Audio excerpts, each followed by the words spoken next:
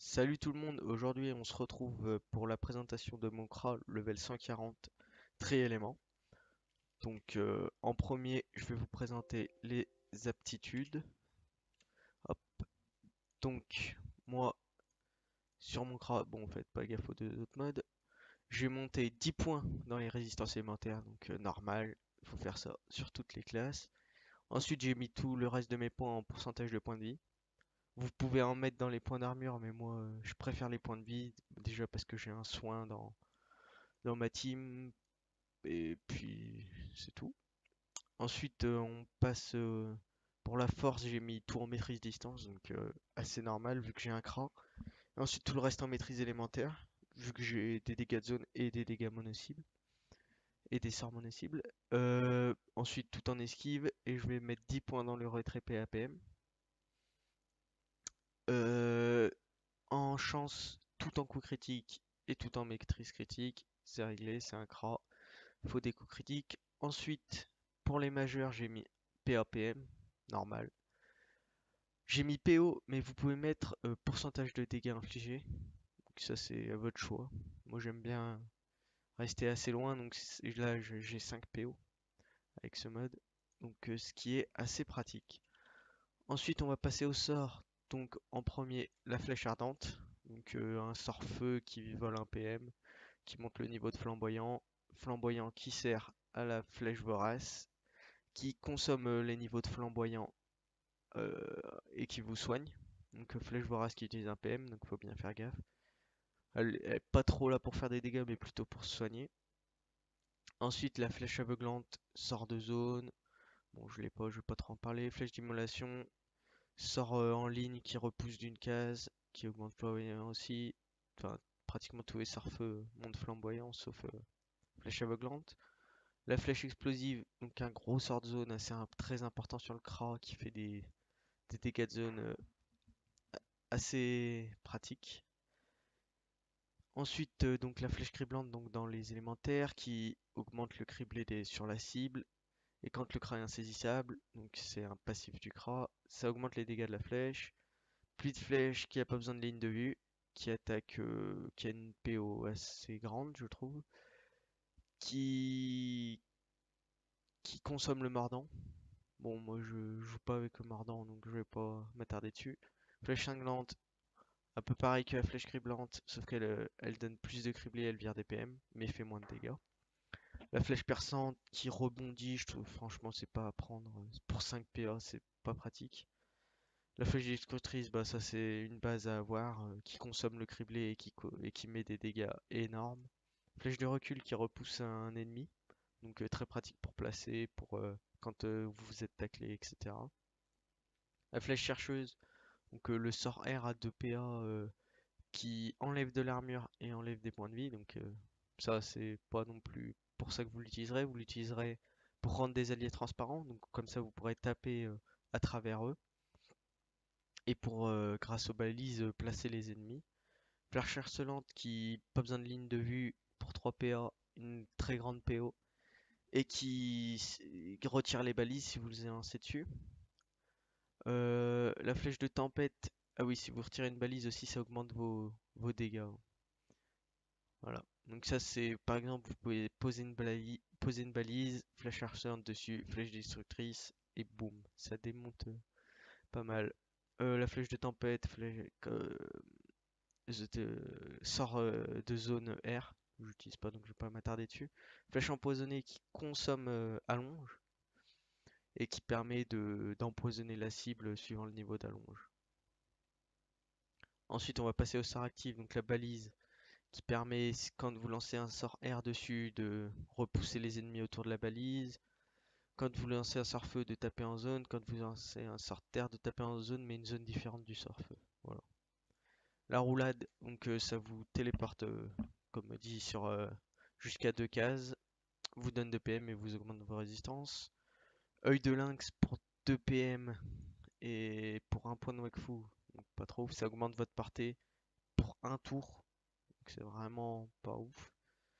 Ça augmente Talonge, ça augmente Flamboyant, et ça donne de la portée aux alliés autour de vous. Donc ça permet de prendre la place d'une balise et et d'échanger sa place avec une balise, c'est tout. Ça, je l'utilise pas, ça augmente le niveau de mordant sur un ennemi. Et ça le rend incurable et stabilisé, mais bon, pas ouf du tout pour 4 PA, ça vaut pas le coup, je trouve. Ensuite, on va passer au sort passif. Donc, je vais seulement parler de ceux que j'ai mis parce qu'il y en a trop sinon. Donc, vision accrue, une base sur un CRA, de la PO. Des dommages infligés augmentés pour chaque PO. La précision CRA pour chaque PM utilisé, ça vous augmente vos coups critiques. Insaisissable qui vous permet de vous soigner quand vous n'avez pas d'ennemis à 2 cases autour de vous, je crois, ou 3 cases, je sais plus. Augmente l'affûtage et augmente les dégâts infligés. Tir puissant, une base sur le CRA, augmente vos coups critiques, augmente votre maîtrise critique. Donc c'est tout pour les sorts. Donc là j'ai des stats, mais c'est pas les stats finales. Donc comme vous pouvez le voir, j'ai pas encore assez de feu. Donc maintenant on va passer au stuff le moins coûteux, donc le moins optimisé.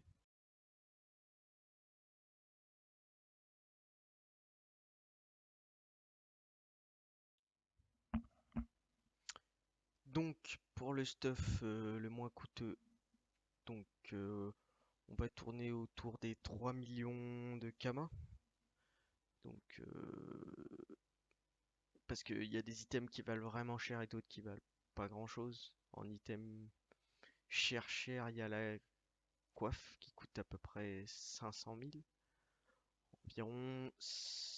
Donc c'est un home du dragon cochon porté, de la maîtrise dans les 3 éléments, maîtrise critique.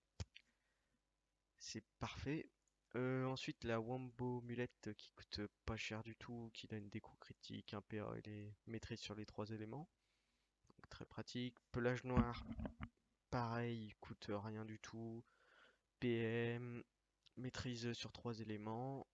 L'anneau crack-mitaine, assez dur à trouver, mais vous pouvez le drop assez facilement. Coûte vraiment pas cher sinon. Bon, c'est vraiment level niveau 110, donc c'est pas optimisé du tout, hein. Vous pourrez peut-être trouver un autre anneau, mais en tri-élément, il n'y en a pas vraiment d'autres qui coûtent pas trop cher. Batterie, 1 million de camo. Pour une relique, c'est pas cher du tout, hein. PAPM, maîtrise sur 3 éléments. Kimono du dragon cochon, coup critique, PA. Donc ça coûte environ 100 000 kama, 1 million, ça pas cher. Ça coûte assez cher, je crois, par contre. Donc le contrôle, bon c'est pour une balise par exemple. Dégâts sur les 3 éléments, l'assassin si vous voulez XP et de la maîtrise critique. Ceinture noire de sport, 1 point de Wakfu. Bon, pour une ceinture normale, hein. Enfin, pour une ceinture assez optimisée quand même. De l'esquive et dégâts sur 3 éléments et de la maîtrise critique, bien sûr. Bandage du dragon cochon, assez cher aussi, je crois qu'il tourne dans les 300 000 kama environ. Donc maîtrise sur 3 éléments, maîtrise critique. Donc parfait. Tir bim, prenez un familier coup critique. Moi j'ai mis ça parce que je savais pas trop quoi mettre. Dragodinde de distance. Donc non, sur Kra c'est normal. Emblème. Voilà. Et là je m'arrache en cac. euh, Parce qu'elle donne beaucoup de maîtrise. Et 2% de coup critique, donc ce qui est assez intéressant. Donc pour les stats, on a environ 6200 points de vie, enfin 6150, 11 PA, 6 PM et 7 points de Wakfu. Donc 7 points de Wakfu c'est assez pratique sur un Kra, surtout qu'il les consomme assez vite, par exemple avec les flèches explosives. Dommage infligé assez normal, 46% de coup critique, 5 de PO. 46% c'est vraiment pas ouf hein, pour un level 140. 182 de maîtrise critique et 200 de maîtrise distance à peu près. Donc ça, c'est tout pour ce stuff. On va ensuite passer au stuff un peu plus optimisé.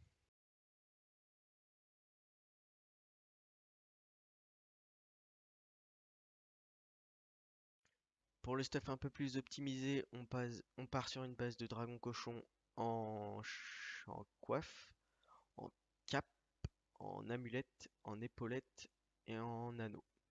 Donc vraiment la base donne des très bonnes stats pour un Kra. Même si sur quelques items, je crois les épaules, enfin par exemple, vous avez des maîtrises corps à corps. je sais plus lesquels. Donc la coiffe, je crois par exemple, voilà, vous avez des maîtrises mêlées. Donc ensuite, on part sur un Tanko de l'Empole assez cher, mais je vous conseille, faites vos donjons, vous l'aurez assez rapidement. PM, point de contrôle, toujours intéressant pour les balises, des maîtrises sur 3 éléments, des maîtrises critiques. Une bague de l'empereur, enfin je dis empereur, mais parce que j'arrive pas à dire sinon. Des maîtrises sur 3 éléments, de l'ini, bon l'ini on s'en fout un peu, et de la maîtrise critique. Botari, toujours, je pense que vous pouvez tenter une ortise avec des bottes woboté aussi, ça pourrait être pas mal. Mais moi j'ai préféré prendre la chaude euh, parce que parce que voilà. Donc PA, donc ça c'est une épique, ça c'est la relique. PA, de l'initiative, des coups critiques, dégâts sur 3 éléments. Donc le bandage du dragon cochon. Tirubim, prenez un familier CC. Là je l'ai pas mis, ça vous augmentera de 3 ou 2 vos CC, c'est toujours ça le prix. Et là je m'arrache. Level 122, je pense que vous pouvez la changer pour un stuff un peu plus optimisé, mais moi je l'apprécie. C'est toujours pratique. Donc vous aurez environ 6400 points de vie, 0 points d'armure, 12 PA, 6 PM, 6 points de Fu, donc assez optimisé. Dans les 740 dans les 3 éléments, 5 de PO, 2 de contrôle, et 190 de maîtrise critique, donc ce qui est 8 de plus que l'autre, mais vous aurez moins de maîtrise distance. Bon, après, c'est à vous de voir. En fait, les deux stuffs se valent, mais lui est un peu plus optimisé pour les combos. Bon, c'est tout pour le stuff un peu plus coûteux. Donc, merci d'avoir regardé cette vidéo. N'hésitez pas à me dire ce que vous voulez comme classe, comme niveau pour la prochaine vidéo. Merci et à plus.